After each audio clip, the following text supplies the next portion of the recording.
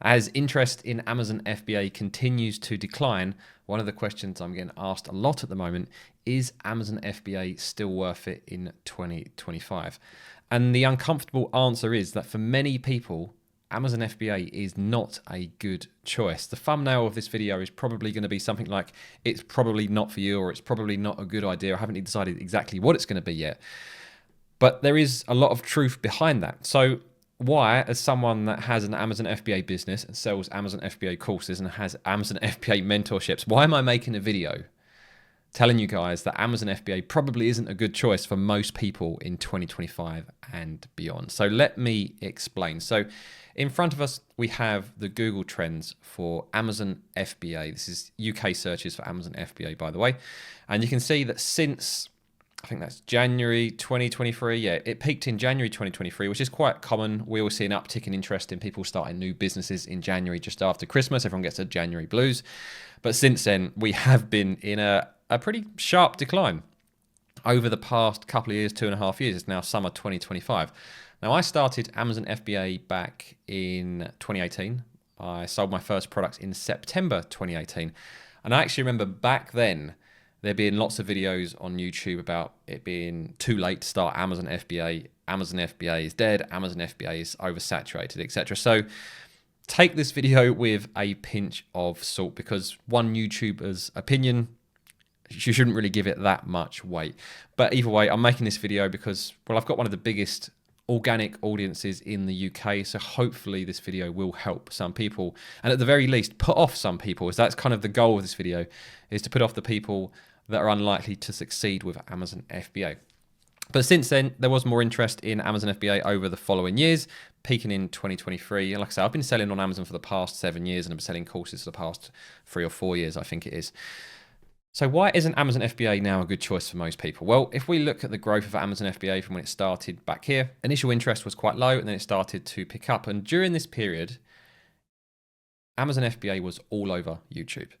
And for good reason. It was a very accessible business model. Back then, profit margins were larger because Amazon fees were lower. There was less emphasis on PPC. I mean, if we take a look at Amazon now, you do a search for pretty much anything. So for example, chopping board, you've got a big sponsored video at the top. And now the top 5, 1, 2, 3, 4, 5 results are all sponsored. So you do have to have a good grounding in PPC, which you can learn quite quickly. It's really not that difficult for Amazon, to be fair. So you do need to understand PPC to be able to launch a product on Amazon. Whereas back in the day, you could launch a product on Amazon, do what they used to call giveaways at the time, and you'd get ranked. And you could often turn off PPC as well. So PPC wasn't a big part of that. So it's easier to maintain your profits.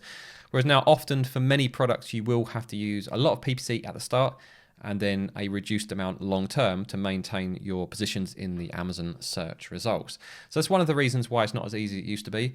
The Amazon fees themselves are higher, so their referral fees, their fulfillment fees, and lots of other new fees they've introduced over the past few years, they are higher, so it is harder to make money on Amazon. In terms of competition, I hear people saying that Amazon FBA is oversaturated and there's far too much competition. And I actually disagree with that. Yes, there are hundreds or thousands of listings for pretty much any product you can think to search for on Amazon. But we are not oversaturated with good products. Most niches still have a selection of rather poorly presented, just average products that still generate 100, 200, 300 sales per month with pretty poor listings. So yes, Amazon is oversaturated with product listings, but it's not oversaturated with good products. There is certainly still opportunity to make money on Amazon. The other thing that is more relevant now than, say, over the past couple of years, and that is a lot of the uncertainty around tariffs. And this is very poorly reported in the media, but this doesn't actually apply to UK sellers that are importing from China. We just still have our standard tariffs that we've always had. Whatever Donald is up to isn't going to have any real impact on you if you are a UK seller importing into the UK from China. So I just want to clear that up, as I know that is one thing that is putting off a lot of new sellers starting an Amazon FBA business at the moment. They are waiting to see how this all plays out, but really it's fairly irrelevant if you are a UK seller. But either way, we are in the situation we're in where the interest in Amazon FBA is in decline.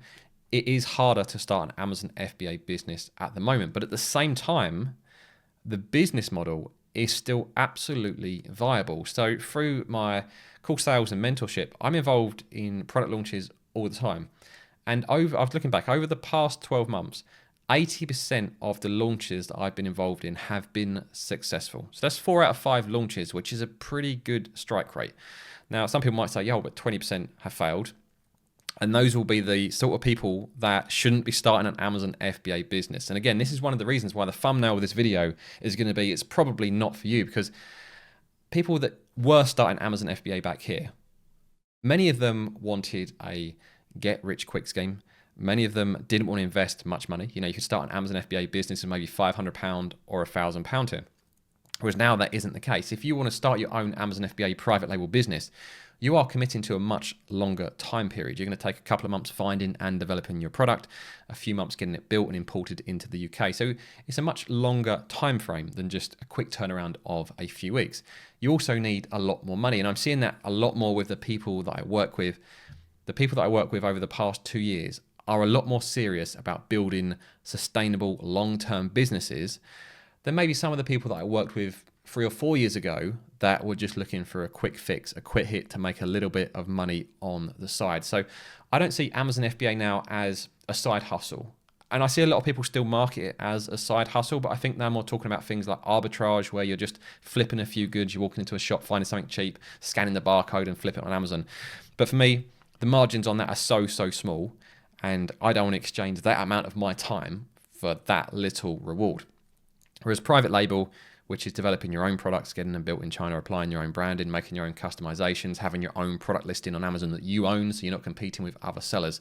That is where the money is to be made on Amazon.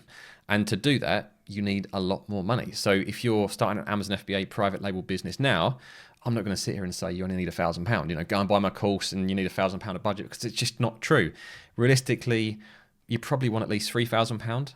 But if you've got £5,000 or more, you'll be in a much better position. And the reason I say that is that the people that I work with that are on the tightest budgets are often the ones that have the lowest chance of success, because if you cannot afford to lose, you often make decisions out of fear rather than the right decisions for the product and launching that product.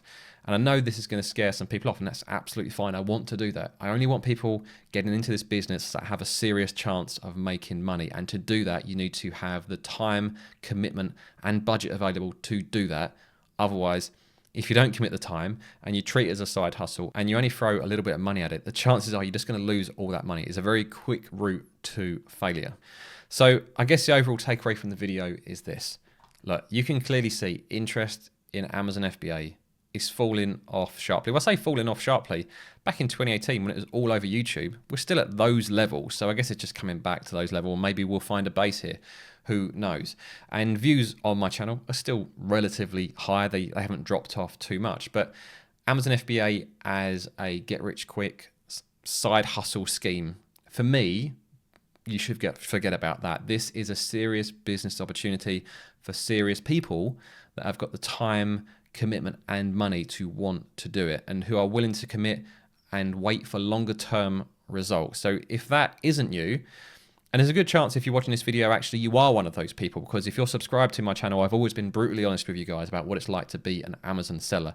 If you're watching me for the first time, hopefully you'll find this honesty refreshing, and it will help you make the right decision for you about whether Amazon FBA is a good fit for you or not.